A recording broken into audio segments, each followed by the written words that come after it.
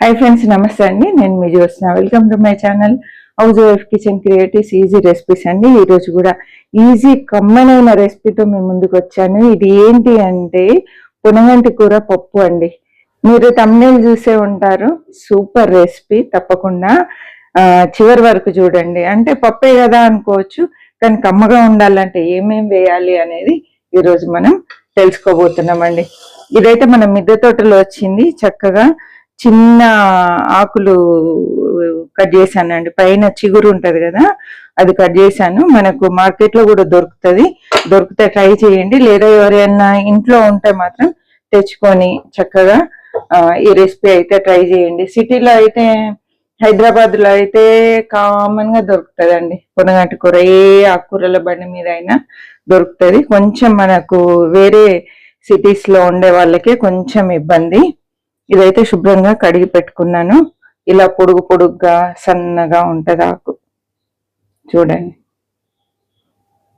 మన మిద్దె తోట ఛానల్లో ఈ మొక్క ఎలా ఉంటది ఏంటి అనేది కూడా నేను చాలా సార్లు షేర్ చేసిన అండి. ఈ ఆకు పప్పులో కరిగిపోయినట్టు ఉండాలంటే మాత్రం కొంచెము సన్నగా ఇలా తరుక్కోవాలండి.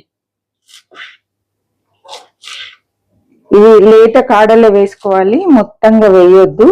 మనం పాలకూర కదా, అంత కొంచెం ముదిరిన కాడలు కూడా వేసుకున్నట్టు అట్లా వేయొద్దండి. ఈ సన్న సన్న కాడలు మాత్రమే వేయాలి. దీంతో పచ్చడి కూడా సూపర్ ఉంటదండి. రోటి పచ్చడి వేసుకోవచ్చు. కర్రీ డైరెక్ట్ ఎక్కువ ఆకు దొరికితే మాత్రం కర్రీ కూడా టమాటా వేసి కర్రీ చేసుకోవచ్చు, మన ఇష్టం. కానీ ఇది ఒక ఆకు కూడా వేస్ట్ గా పోనీయొద్దు, అంత మంచిది హెల్త్ కి.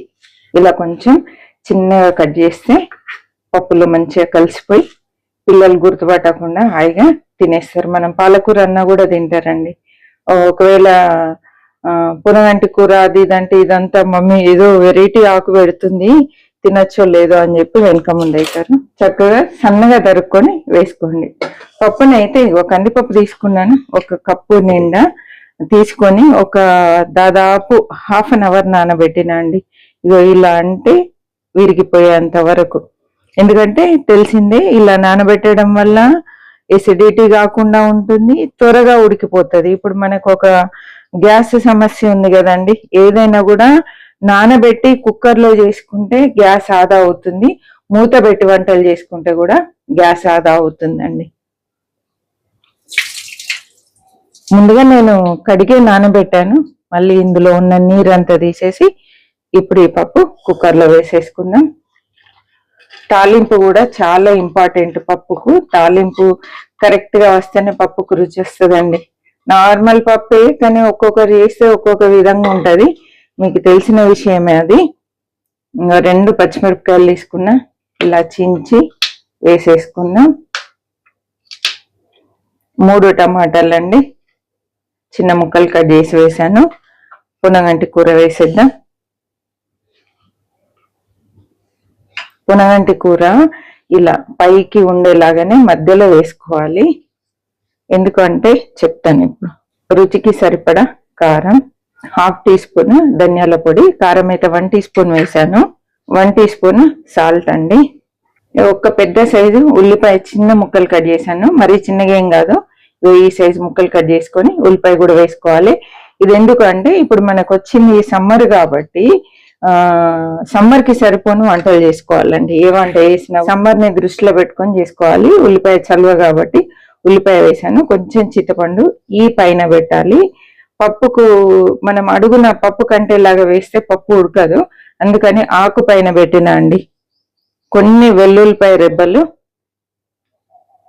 లేదా కొంచెం అల్లం వెల్లుల్లి పేస్ట్ అయినా వేసుకోండి. కొంచెం జీలకర్ర, జస్ట్ కొంచెం పసుపు, కొంచెం ఆయిల్ వేసుకోవాలండి. ఇప్పుడు ఇందులో 1 కప్పు పప్పుకి 3 కప్పుల నీళ్లు పోయాలి. కరెక్ట్గా సరిపోతుంది. లేదా ఇగో ఇలా కొంచెం పప్పు మునిగి ఆకు వరకు వచ్చేంత వరకు వేస్తే సరిపోతుంది. ఒకవేళ ఇలా పెట్టి చూస్తే 1 ఇంచ్ వాటర్ ఉంటే సరిపోతుందండి పప్పు పైన.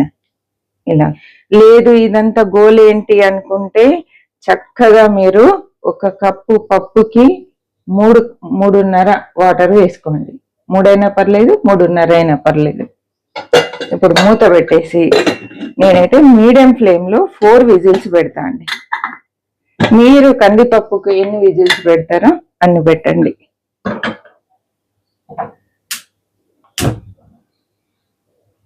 కొంచెం స్టవ్ తగ్గిస్తున్నా అండి. 4 విజిల్స్ వచ్చి వెయిట్ అంతా దిగిన తర్వాత మళ్ళీ చూద్దామండి. విజిల్ అంతా వెయిట్ అంతా దిగిందండి. చూద్దాం పప్పు. సూపర్ ఉడికింది. 4 విజిల్స్ పెట్టినా అండి.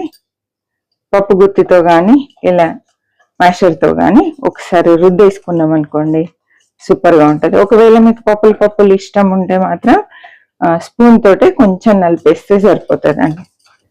సూపర్గా అయింది. ఇక్కడ చూడండి, ఇది కొంచెం పప్పులతోటి ఆకు మెత్తగా కరిగిపోయి సూపర్గా అయిందండి. ఇప్పుడు తాలింపు పెట్టుకుందాం. దీనికి కడాయి తీసుకొని స్టవ్ ఆన్ చేసిన అండి. ఆయిల్ వేసుకుందాం.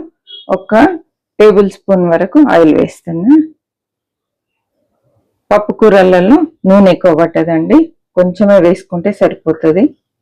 ఆకుకూర పప్పులో ఎప్పుడు కానీ తాలింపు ఇట్లా కడాయిలో తాలింపు వేసి పప్పు ఇందులో వేస్తే చాలా బాగుంటుందండి. ఆవాలు జీలకర్ర వేసాను, హాఫ్ టీ స్పూన్. ఎండుమిరపకాయలు 2 చిన్న ముక్కలు కట్ చేసి వేసాను. వెల్లుల్లిపాయ కచ్చపచ్చగా దంపి వేస్తున్నా అండి. 4-5 రెబ్బల వెల్లుల్లిపాయ దంపి వేసాను. అదేవిధంగా ఫ్రెష్ కరివేపాకు వేసుకుందాం. కొంచెం చిటికెడు పసుపు అండి. వెల్లుల్లిపాయ మంచి కలర్ వచ్చే వరకు వేపుకోవాలి. తాలింపు కమ్మటి వాసన స్టార్ట్ అయిందండి. ఇప్పుడు 1 గరిటెడు పప్పు ఇందులో వేసి మూత పెట్టేయాలి. ఈ ఫ్లేవర్స్ అన్ని పోకుండా ఉంటుందండి. కొంచెం సేపు అయిన తర్వాత మూత తీసేసి మిగతా పప్పు ఇందులో వేసుకోవాలి. ఇది పప్పు కొంచెం చిక్కగా ఉంటేనే బాగుంటుంది, ఆకుకూర పప్పు. ఒకసారి అంతా కలిపేసుకుందాం. మీకు కొంచెం లిక్విడ్ గా కావాలంటే మాత్రం కొన్ని వాటర్ వేసుకోండి. నేనైతే ఇలాగే చిక్కగా ఉంచుతున్నాను. కొంచెం ఫ్రెష్ కొత్తిమీర వేసేసి అంతా కలిపేసి చక్కగా సర్వ్ చేసుకోవడమే. స్టవ్ ఆఫ్ చేస్తున్నా అండి. చూసారు కదా, చాలా టేస్టీగా చాలా సింపుల్ గా పొడగంటి కూర పప్పు మనం ప్రిపేర్ చేసుకున్నాం. మీకు ఎలా అనిపించింది ఏంటి అనేది తప్పకుండా కామెంట్ చేయండి. నచ్చినట్లయితే లైక్ చేయండి, షేర్ చేయండి, సబ్స్క్రైబ్ చేయండి. మరి ఒక మంచి రెసిపీతో మళ్ళీ కలుద్దాం. బాయ్ అండి.